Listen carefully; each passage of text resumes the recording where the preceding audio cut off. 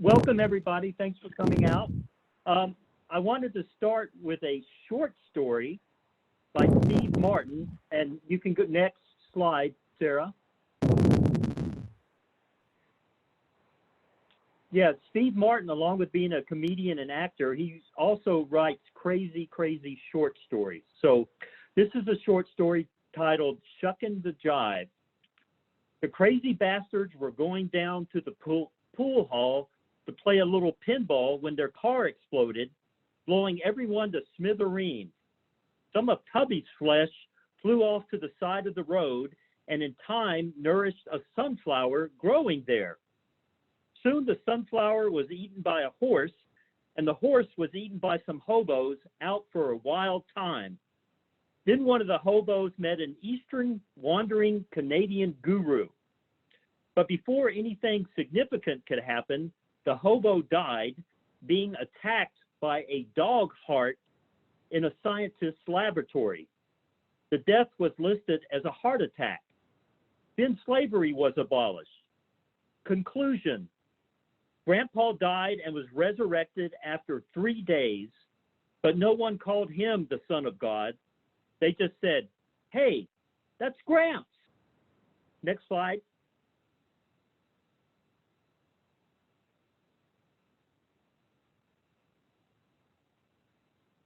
We're going to come back to Steve Martin's Gramps and whether he is the Son of God, but I wanted to get some basic definitions out of the way in case.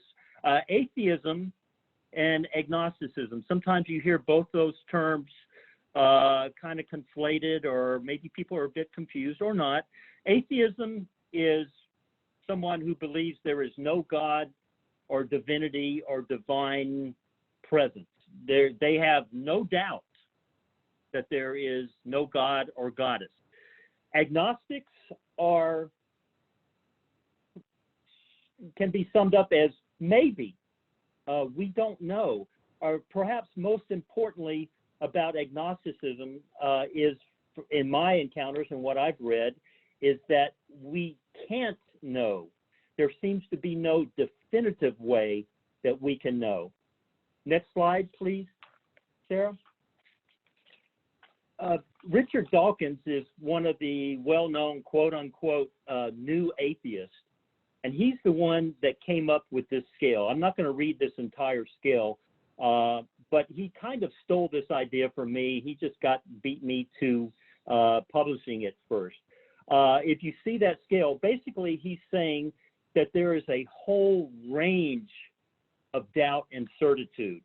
And in fact, my definition of my spiritual path is I consider myself, and it's a laundry list, pagan, existentialist, which I know is not a religion, but the thoughts of Albert Camus, the French existentialist writer, really resonate with me. But I consider myself a pagan, existentialist, Taoist, agnostic. That agnostic part is very important in how I define my spiritual path. And as the Dawkins Scale lets us know, I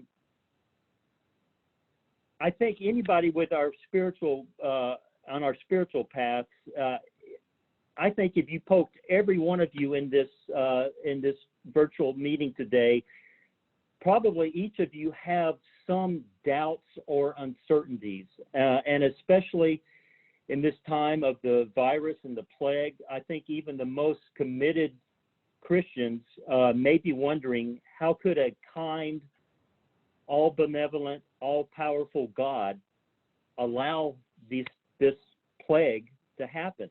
So I think we have all doubt. All of us have doubts. It's a matter of degrees. Next slide, please. At the heart of agnosticism, including myself and others that I've read, is how do we know what we know? Or perhaps a better question is, how do we know what we think we know? And perhaps a better question is, how do we know what we believe we know? And that takes me back to Steve Martin's Gramps.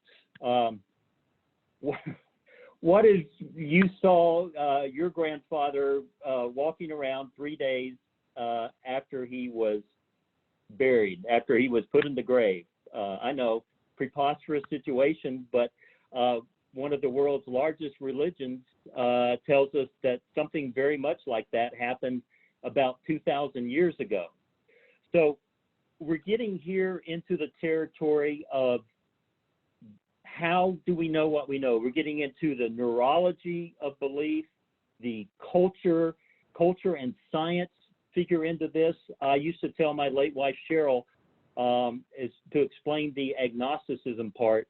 If suddenly I saw a burning bush in my backyard and a big booming voice said, "I am the Lord, I am thy God," I know not a lot, but just enough about neurology and the new physics and all that, that I would be questioning my own brain, and maybe my eyes and my brain software were lying to me. I would not automatically assume that just because I see a burning bush that says, I am God, that I would believe it. I would believe something strange just happened, but I don't know that I would overlay that with theology.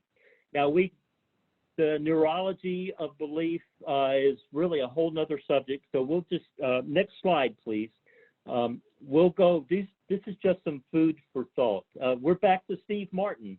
On Saturday Night Live years ago, he did this character called Theodoric of York, medieval barber. And in one of my favorite episodes, skits on that Saturday Night Live character, he was treating a young woman who had some kind of malady, some kind of undefined illness. And Theodoric of York says, we medieval barbers have come so far over the past decades. We used to believe that these kind of maladies were caused by demonic possession or witchcraft. But today we know that such ailments are caused by a toad or a small dwarf living in somebody's stomach. So next slide, please. And there is Thor. Of course, that's Thor in actual real mythology, not the current Marvel movies, was the god of thunder of the ancient Scandinavians. Well, if you were living back in the Scandinavian countries 1,200 years ago and you heard thunder, you would think, okay, that's Thor and his hammer. And then at some point in the millennium, a meteorologist came along and said, no, we now know that static electricity builds up in clouds, and then that static charge is dissipated, and it moves air molecules around, and it makes a big boom, and probably is going to be evident in a flash of lightning. So the belief in Thor kind of gave way to belief in science. Next slide, please. And that, I think it's very arrogant of that whole process of when we're moving things from, I mean, it's scientific progress over the centuries. We continually move things from the God column to the scientific truth column as we find out more and more. And I think it's very arrogant of us to think that at this moment in 2020 that process has stopped. I was very impressed by the Dali Lama, if you're looking at the PowerPoint screen here, in an interview, actually I think it's in one of his books, where he says if science comes along and proves that a tenet of Buddhism is not true, then Buddhism must change. I was stunned when I read that passage by him. So he's saying our religion, our beliefs will change if science enlightens us. And I'm not so sure that a number of religions today have that same kind of approach. Although I will say some of you may be familiar with John Shelby Spong, a progressive Christian writer, and he's written several books where, and he's not alone, I call them progressive Christians. I'm not sure that's the label they would use, but he's written books where he says the resurrection of Jesus does not have to be a literal truth, that there is truth in that story that we can live by. And so whether it is literally happened 2,000 years ago is a minor thing compared to the greater truth that the teachings of Christ brought to the world. Next slide, please. Now, this doesn't show up very well on a computer laptop. When I do this actually in person, it's on a giant screen. This is a photo of my late wife, Cheryl. She was not pagan. She was kind of undeclared Unitarian Universalist.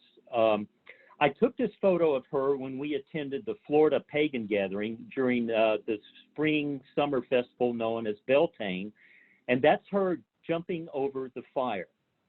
And the reason I use this, Cheryl passed away 5 years ago after battling breast cancer, and Cheryl and I would talk and about, you know, what comes after as she was battling that illness. And I would always tell her, I said, I'm an agnostic about the afterlife. Well, 6 weeks after Cheryl's passing, at our home, I heard a loud crashing, breaking glass sound come from the kitchen. I was in the back of the house. I rushed to the kitchen. I instinctively called out Cheryl because during her last months in this world, she was having blackouts and dizzy spells resulting from the spread of the cancer. And when I got into the kitchen, I found nothing. I thought the rational, pragmatic side of my brain, my rat prag brain, said, okay, the AC vibrated a wine glass off the shelf. But I found nothing. I found no broken glass, no evidence. I looked everywhere. And so I concluded that I had an audio hallucination. But there was also the misty into part of my brain, the mystical intuitive part of my brain that said, Rick, pay attention. Quoting Hamlet, there are more things under heaven and earth than are dreamed of in our philosophies. So I didn't know what to make of that, but over the next months, other strange things began to happen. Probably the strangest was one night when I woke up to Wiz and went to Wiz, and I felt there was a presence in our hallway. Now, I wasn't scared, but I was shook, and I just kind of side-eyed down the hallway, and it's like something is there, some shadowy shape, some presence. I didn't think of it as Cheryl. I went back to sleep. I got up a second time during the night. The phenomenon repeated itself. Well, 2 days later, I was walking around my neighborhood. It happened to be November 1st, the Mexican Day of the Dead, and I encountered some of my neighbors, and we were just talking, and then suddenly Stephanie, the neighbor, she said, Rick, did you see something in your hallway the other night? I'm like, yeah. And just out of the blue, Stephanie asked me that, and she said, I don't tell people this, but I'm psychic, and that was Cheryl. And Stephanie said, Cheryl is with you right now. So that was the strongest evidence that I've had that, okay, I'm still kind of agnostic about the afterlife. I think there's something going on, but I don't know what it is. Next slide, please. And that kind of brings me to, as you see on your screen, a personal God versus an impersonal Godhead. And I don't mean to be stepping on anybody's spiritual toes. And in fact, that's why I love these kind of presentations, and the Q&A sessions following them is what I really mean to say. for me, when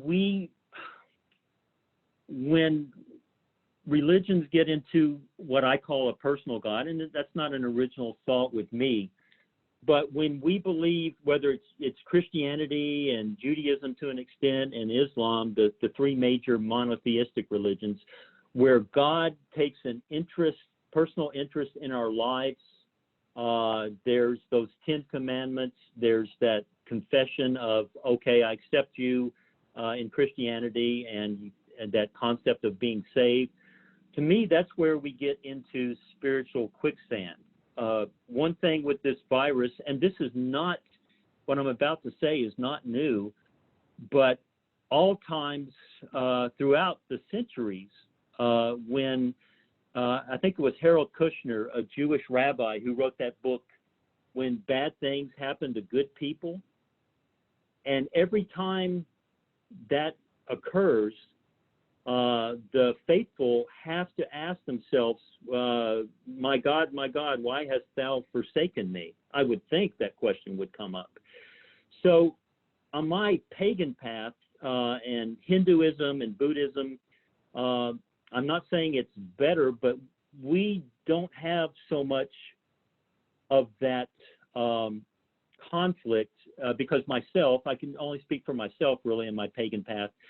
I consider there is a goddess presence in the universe as well as a male God presence. My spiritual path is about exploring that presence and finding out more about it. So I don't know that those presences are actively involved in Rick's life, although if I look right out here behind me, I see trees growing, I see the woods behind my house. And when the Jehovah's Witnesses come over to my house, I invite them in and we talk, and I show them a plant, a potted plant on my back patio, and I say, this is my religion. You plant a seed in dirt, and you have sunlight and water, and new life comes forth.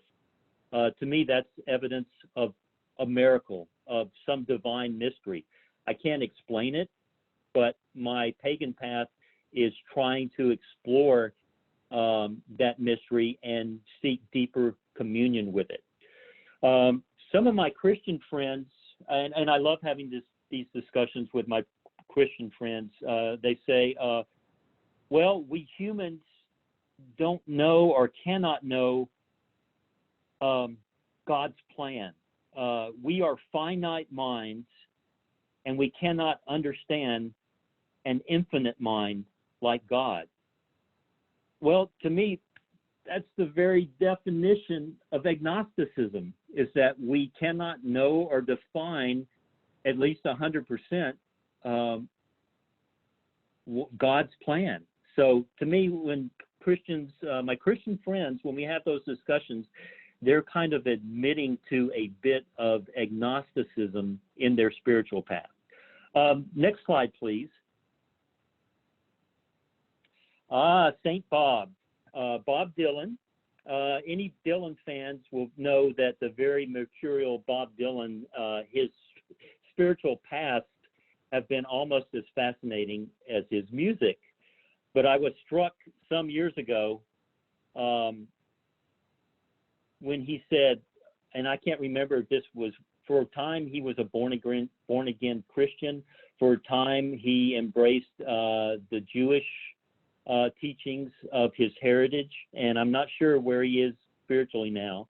But years ago he said, and I quote, "I do know one thing, if there is a God, he doesn't care about us."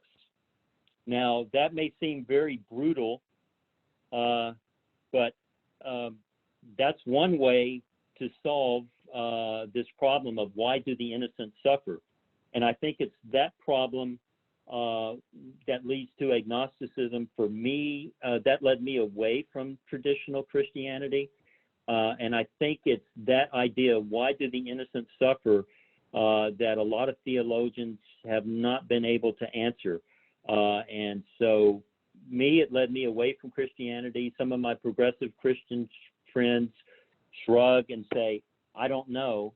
I accept on faith that God has this answered, and they are able, of course, to live very fulfilling lives in their spiritual path. So next slide, please. Bertrand Russell kind of summed up the, well, I don't know if it's the agnostic's hope, but I think he made a very good point.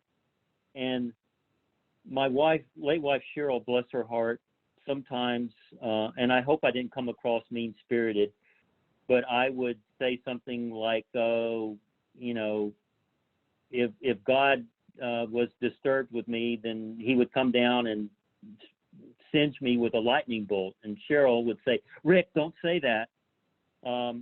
But I agree with Bertrand Russell. If there is a personal God, goddess, or even an impersonal God, goddess, like that of my pagan path, I don't think their ego, her ego, his ego, would be tender enough to be bruised by doubt. And I'll give a shout out to whoever put together all the pre-slides of the show today. There were so many thoughts and wisdom nuggets about doubt and uncertainty and how that folds into one's spiritual path. And as the pre-wisdom slideshow indicated, I think it's very much a necessary part of anybody's faith. Next slide, please. There's the guy who created The Simpsons also did a comic strip called Life in Hell. How's that for a cheerful title? Anyway, the little one-eared rabbit character in that comic strip, one day he came across a dead squirrel. And wanting to be a religious little fellow, he prayed to God, and he said, God, if you exist, please bring this squirrel back to life. Next segment, please. So little Bongo, as the squirrel is called, as the rabbit is called, he's praying over the squirrel, and he says, please, God, give me a sign, bring this squirrel back to life, da-da-da-da. Next slide, please. Or next segment, please. And as we can guess the end of the story, Bongo's plea is to no avail. And as you see in the last panel, he says the theological implications are staggering. So I don't want to come across like I'm down on, I have my spiritual path. As the agnostic part of me acknowledges that I may leave this world and it may be the Christian God that awaits me. I don't think so. It could be Shiva. It could be, in my pagan beliefs, we believe in the Summerland, which is I see as a metaphor. I kind of tend to agree with the Hindus that the next life is a deep, dreamless sleep. But I don't know. So I have doubts. My spiritual path, I've wondered sometimes if I may one day come in the woods across Cernunnos. Cernunnos is the antlered god of the ancient Celts, and Cernunnos is my God. Now, when I say my God, again, I am still exploring whether he is an actual entity or a metaphor for this divine male energy that I sense in the universe. And if I happen to come across Cernunnos in the woods, I'm wondering, am I going to believe, or will I just say, okay, my brain chemistry is playing tricks on me? I hope to have that encounter one day so I can see how I will respond. So thank you for listening. I'm looking forward to any of you who want to hang around for the Q&A during the virtual coffee chat. And what a pleasure. Blessings to all. And in these times, I hope all of us can stay on our paths and move further down the road. Namaste. Blessed be.